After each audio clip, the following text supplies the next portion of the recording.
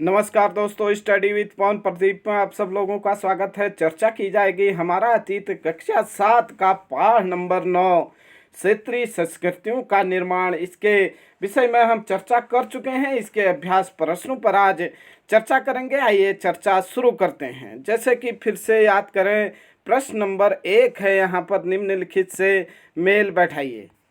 यहाँ पर देखें, अनंत वर्मन का संबंध उड़ीसा से है, जबकि जगन्नाथ देखें तो जगन्नाथ मंदिर उड़ीसा के पुरी नामक स्थान पर स्थित है।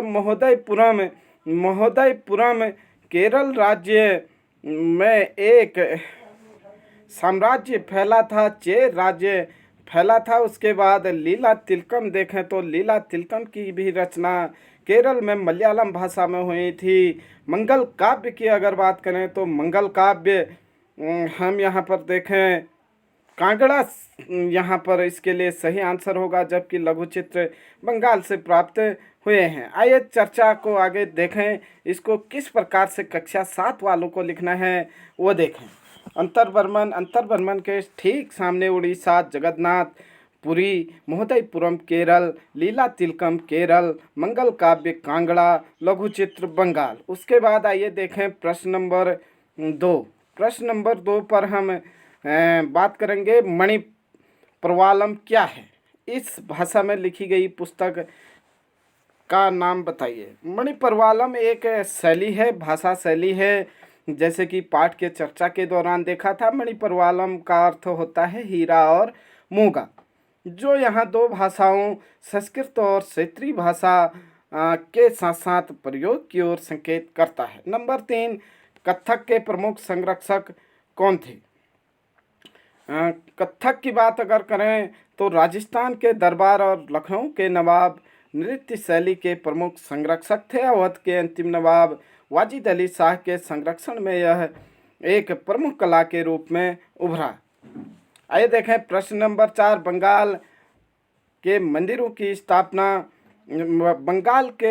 की स्थापत्य कला के महत्वपूर्ण लक्षण क्या हैं। बंगाल के मंदिरों की स्थापत्य कला के महत्वपूर्ण लक्षण अगर हम देखें तो स्थानीय देवता जो पहले गांव में छान छप्पर वाली झोपड़ी में पूजे जाते थे। मंदिरों की शक्ल या आकृति बंगाल की छप्परदार झोपड़ी की तरह दो लाचा या नहीं दो छतों वाली या चौचाला या 4 छतों वाली होती थी। उसके बाद नंबर 3, मंदिर आमतौर पर एक वर्गाकार चबूतरे पर बनाए जाते थे। उनके भीतरी भाग में कोई सजावट नहीं होती थी। नंबर 4, मंदिरों की बाहरी दीवारें चित्रकारियाँ सजावटी टाइलों अथवा मिट्टी के पट्टियों से सजी हुई थी। आइए देखें प्रश्न नंबर 5। चारण भाटों ने सूरवीरों की उपलब्धियों की उद्घोषणा क्यों की। उत्तर देखें, चारण भाटों ने सूरवीरों की उपलब्धियों की उद्घोषणा करने के कारण क्या थे। नंबर 1, चारण भाटों द्वारा गाए गए काव्य एवं गीत ऐसे सूरवीरों की स्मृति को सुरक्षित रखते थे। नंबर 2, चारण भाटों से यह आशा की जाती थी कि वे अन्य जनों को भी उन सूरवीरों का अनुकरण करने के लिए प्रेरित एवं प्रोत्साहित करेंगे। आइए देखें उसके बाद प्रश्न नंबर 6। हम जनसाधारण की तुलना में शासकों के संस्कृतियों रीति रिवाजों के बारे में बहुत अधिक क्यों जानते हैं। उत्तर देखें, शासकों के सांस्कृतिक रीति रिवाजों की अधिक जानकारी के कारण नंबर 1, शासकों द्वारा निर्मित कराए गए धार्मिक स्मारकों में हमें उनके संस्कृतियों रीति रिवाजों की जानकारी मिलती है। नंबर 2, सांस्कृतिक परंपराएं कई क्षेत्रों में शासकों के आदर्श तथा अभिलाषाओं के साथ घनिष्ठता से जुड़ी थी। नंबर 3, शासकों के सांस्कृतिक गतिविधियों के बारे में यात्रा वृत्तांतों तथा कई रचनाओं द्वारा भी वर्णन किया गया है। उसके बाद देखें प्रश्न नंबर 7।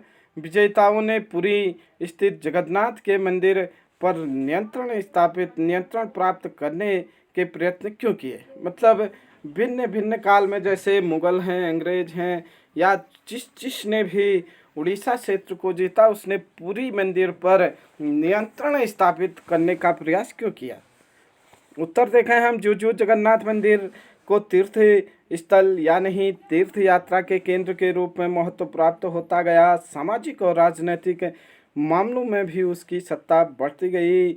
जिन्होंने भी उड़ीसा को जीता, जैसे मुगल हैं, मराठे हैं, ईस्ट इंडिया कंपनी हैं, सबने इस मंदिर पर अपना नियंत्रण स्थापित करने का प्रयत्न किया। वे सब महसूस करते थे कि मंदिर पर नियंत्रण प्राप्त करने से स्थानीय जो जनता है उनका शासन क्या हो जाएगा? स्वीकार हो जाएगा। स्थानीय जनता में उनका शासन स्वीकार हो जाएगा। प्रश्न नंबर 8 देखें, बंगाल में मंदिर क्यों बनाए गए? उत्तर देखें, बंगाल में 15वीं शताब्दी के बाद वाले वर्षों में मंदिर बनाने का दौर जोरों पर रहा, जो 19वीं सदी तक चलता रहा या चला। मंदिर निर्माण के कई कारण थे। नंबर 1, मंदिर और अन्य धार्मिक भवन अक्सर उन व्यक्तियों या समूह द्वारा बनाए जाते थे जो शक्तिशाली बन गए थे। इसके माध्यम से वह अपनी शक्ति तथा भक्ति भाव का प्रदर्शन करना चाहते थे। नंबर 2, बंगाल में जैसे जैसे लोगों की सामाजिक तथा आर्थिक स्थिति सुधरती गई, उन्होंने मंदिर स्मारकों के निर्माण के माध्यम से अपनी प्रसिद्धि या प्रतिष्ठा की घोषणा कर दी। आइए देखें कुछ प्रश्न इसके आंतरिक भाग में पूछे गए थे, पाठ के चर्चा के दौरान पूछे गए थे।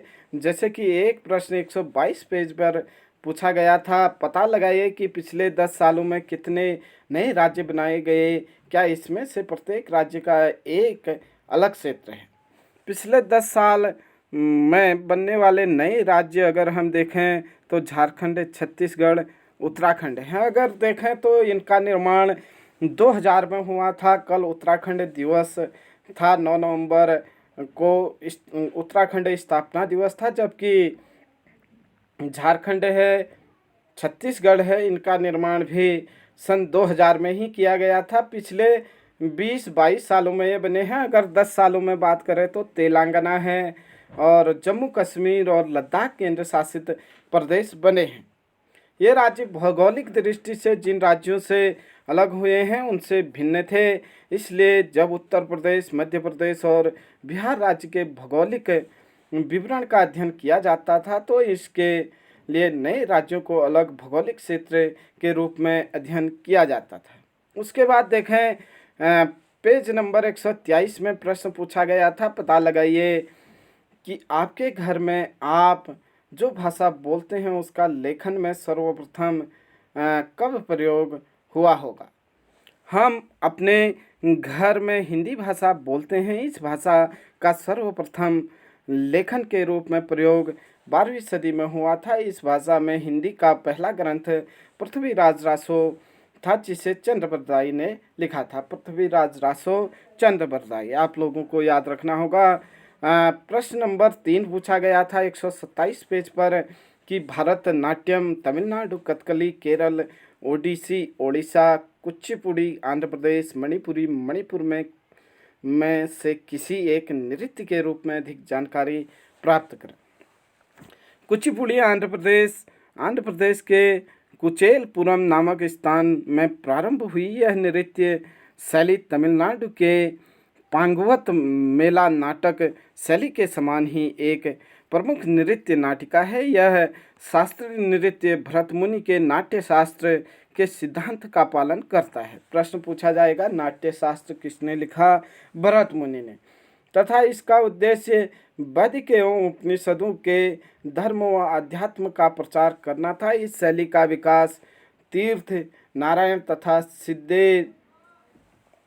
सिद्धेंद्र योगी ने किया। यह मूलतः पुरुषों का नृत्य है, परंतु हाल में स्त्रियों ने भी इसे अपना लिया है। अंतिम प्रश्न पूछा गया था 132 पेज में कि आपके विचार से द्वितीय श्रेणी की कृतियां लिखित रूप में क्यों नहीं रखी जाती थी?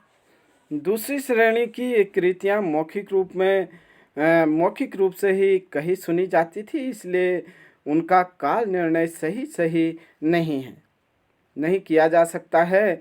और दूसरी श्रेणी की कृतियों की विश्वसनीयता काफ़ी कम है, इसलिए ये कृतियाँ लिखित रूप में नहीं रखी जाती हैं। इस प्रकार से हमने चर्चा की आज हमारा अतीत पाठ नंबर 9, जो कक्षा 7 का पाठ नंबर 9 था, क्षेत्रीय संस्कृतियों का निर्माण। इसके अभ्यास प्रश्नों पर हमने चर्चा की। इसके बाद कक्षा 7 इतिहास में एक और पाठ बचता है, जिस पर हम जल्द ही चर्चा करेंगे। तब तक के लिए आप हमारे साथ यूं ही बने रहिए। अगर वीडियो अच्छा लगे तो अपने अधिक से अधिक मित्रों को शेयर कीजिएगा। जय हिंद, जय भारत।